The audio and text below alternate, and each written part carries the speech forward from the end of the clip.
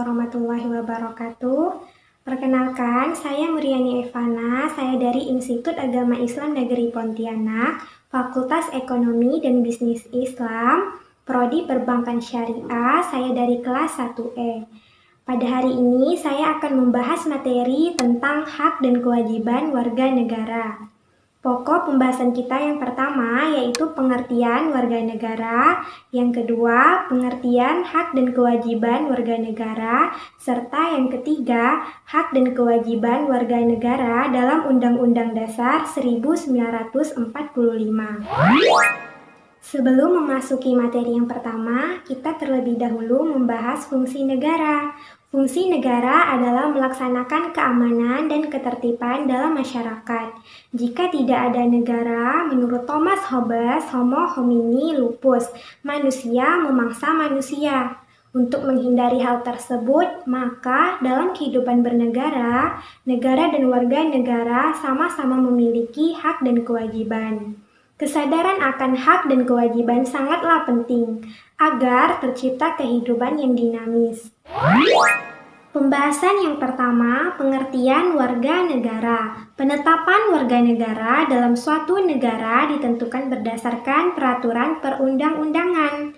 Pasal 26 ayat 1 Undang-Undang Dasar 1945, warga negara adalah orang-orang bangsa Indonesia dan orang-orang bangsa lain yang disahkan oleh undang-undang sebagai warga negara. Orang-orang bangsa lain maksudnya peranakan Belanda, Tionghoa, Arab yang bertempat tinggal di Indonesia, mengakui Indonesia sebagai tanah airnya, bersikap setia kepada NKRI. Pembahasan yang kedua, pengertian hak dan kewajiban. Pengertian hak dapat dipahami sebagai HAM. Undang-Undang Nomor 39 Tahun 1999 tentang HAM. HAM adalah seperangkat hak yang melekat pada hakikat dan keberadaan manusia sebagai makhluk Tuhan Yang Maha Esa dan merupakan anugerahnya yang wajib dihormati, dijunjung tinggi, dan dilindungi oleh negara, hukum, dan pemerintahan, dan setiap orang demi kehormatan serta perlindungan harkat dan martabat manusia. Kewajiban asasi adalah kewajiban dasar yang harus dijalankan oleh seseorang dalam kaitannya dengan kepentingan dirinya sendiri, alam semesta, masyarakat, bangsa, negara, maupun kedudukannya sebagai makhluk Tuhan. Di Indonesia, antara hak dan kewajiban harus dipenuhi warga negara secara seimbang. Hak diri seringkali dileburkan dalam hak kolektif atau sosial. Di samping hak pribadi seseorang, terdapat hak-hak orang lain, sehingga masing-masing individu harus menghargai hak-hak individu yang lain, yang kemudian melahirkan kewajiban-kewajiban warga negara.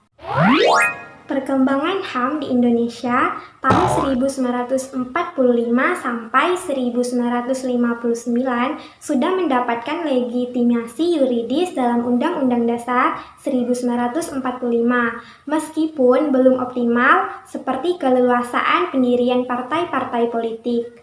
Tahun 1959 sampai 1966 terjadi pemasungan hak asasi sipil dan politik seperti hak untuk berserikat, berkumpul, dan mengemukakan pendapat dengan tulisan.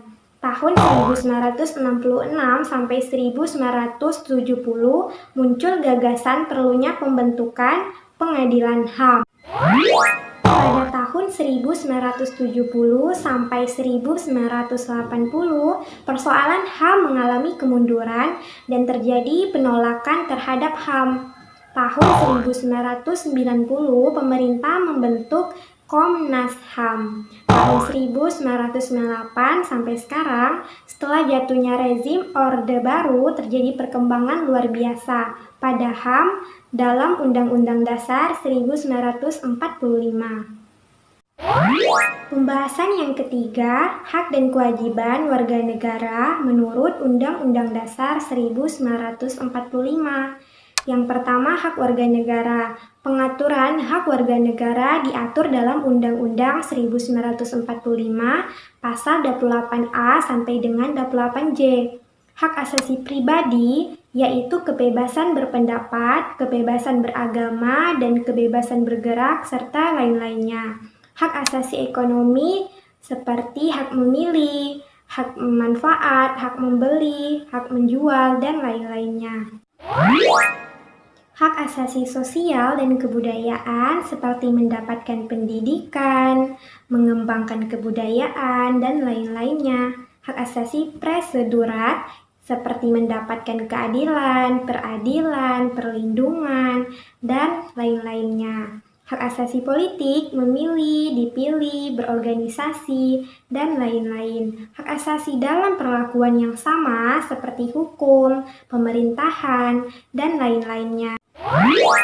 Yang kedua, kewajiban warga negara. Pengaturan kewajiban warga negara diatur dalam Undang-Undang Dasar 1945, Pasal 27, 28, 30, dan 31.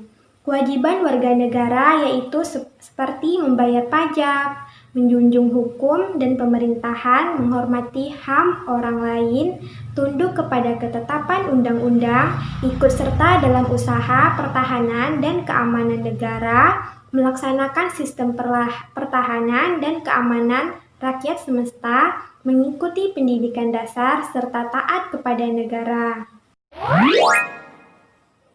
Pembicaraan mengenai hubungan negara dan warga negara, apakah negara yang melayani warga negara atau sebaliknya, dapat merujuk pandangan para pemikir.